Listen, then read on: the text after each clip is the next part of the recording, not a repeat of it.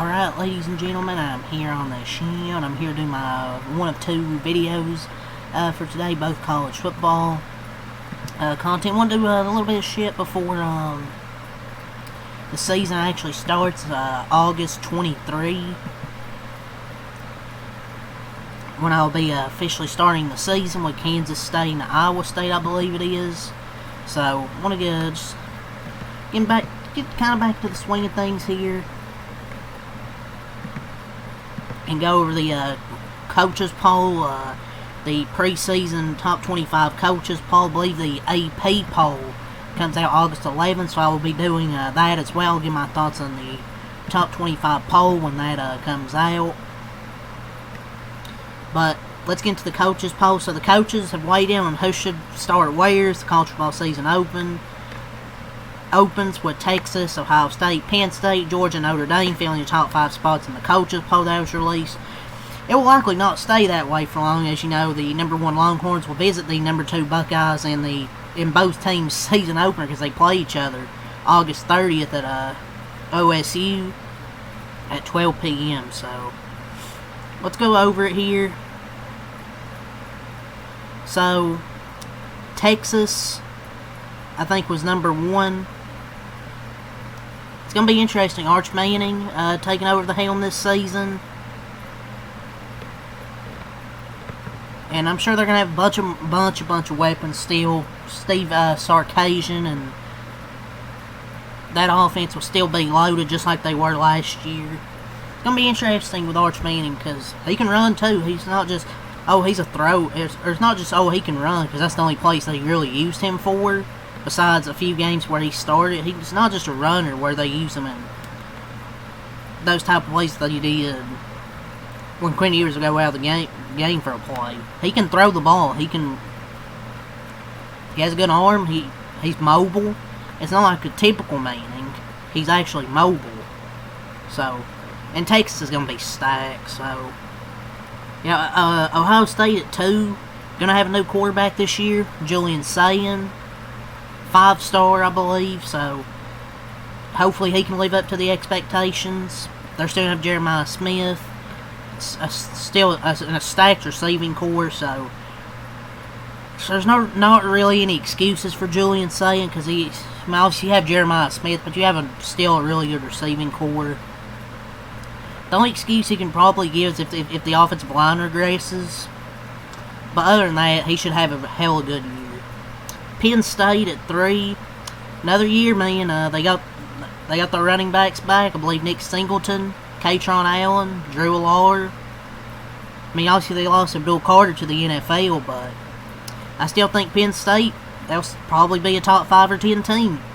The only thing that matters for me with them is playoff success, or the big games. Drew Allard, he's got to prove it this year. He's got to prove it. Big game. Wasn't really great in the playoffs last year. Had the losing interception against Notre Dame. We'll see if he can do it this year. Georgia at 4. Gunnar Stockton going to be taking over at quarterback, I believe, this year. Played a few games at the playoffs at the end of the season against Texas, I think it was in the SEC championship, and against Notre Dame, who's actually at number 5. It's going to be interesting quarterback this year. Obviously, Riley Leonard wasn't the best last year, but I still thought he was solid. And I would definitely think Notre Dame deserves to be in the top 5. We'll see about their quarterback situation. Clemson at 6. People are thinking Clemson's going to do something this year. I mean, the ACC probably isn't the best, so I'm sure they're going to probably get like 10 wins or something like that. Oregon at 7. Alabama at 8. Alabama had a down year last year. First year with Coach Kalen DeBoer. We'll see if year 2 they can be way better than they were last year. Number 9 is LSU. Number 10, Miami. No Cam Ward this year. Obviously, they got Carson back out of the transfer portal. And they're going to be playing Notre Dame week 1, so it's possibly going to be a top 10 matchup right there. Arizona State at 11. obviously Sam Leavitt still there. Obviously, Cam Skibbity, a.k.a. Scattaboo. Illinois at 12. I haven't really don't know much about Illinois this year, so I'm not really going to speak on them. South Carolina at 13, obviously Lenora Sailors, young quarterback still there. Michigan at 14, Ole Miss at 15, SMU at 16, Florida at 17, Tennessee at 18. Obviously, no Nico this year, I believe. Obviously, he went to UCLA. They got UCLA's quarterback, I believe, Joey Aguilar. So we'll see how Tennessee is this year. Indiana at 19. I mean, Indiana was a good story last year until they were running their mouths, and then they got smacked versus Ohio State and got pretty much blown out in their playoff game until Notre Dame quit trying. And their first 3 games this year are against Old Dominion, Kennesaw State, and Indiana State. Yeah, good schedule there to open the season, guys. To try and get people to convince you, yeah, good job trying to convince people you're going to be a legit ranked team this year. The good teams you'll play, like Illinois, you're probably going to lose. Kansas State at 20, Texas A&M's at 21, Iowa State at 22, so possible top 25 game there as well with Kansas State and Iowa State open the season. BYU 23, BYU's the shit now. Nobody wants to watch the Utah Utes play. Texas Tech at 24, and I found this interesting that they'd spent like $25 million on their roster, and I'm kind of not surprised because there was that one dude they got to flip from somewhere to Texas Tech. I think he's a 5-star or something, so makes sense. And they had another 5-star commit there today, I think, for like 2027 though. But they're spending like $25 million. That's more than Ohio State spent on their championship team last year. So I'm interested to see how Texas Tech does now. I didn't know they spent $25 million on the roster. Kind of interested to see how they do. I think they should, with how much they're spending, they should win the Big 12 because they've never won it before. But they're spending $25 million, they should win. And Boise State just sneaking in at 25 there.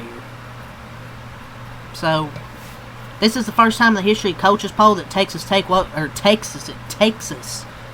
opened season number 1. They were picked to finish first by 20 to 67 panelists who were chosen by random draw from a pool of applicants to the American Football Coaches Association, showing a willingness to participate. Ohio State received 21st place votes, with Penn State 14, Georgia 3, and number 6 Clemson 2 also being picked as preseason number 1.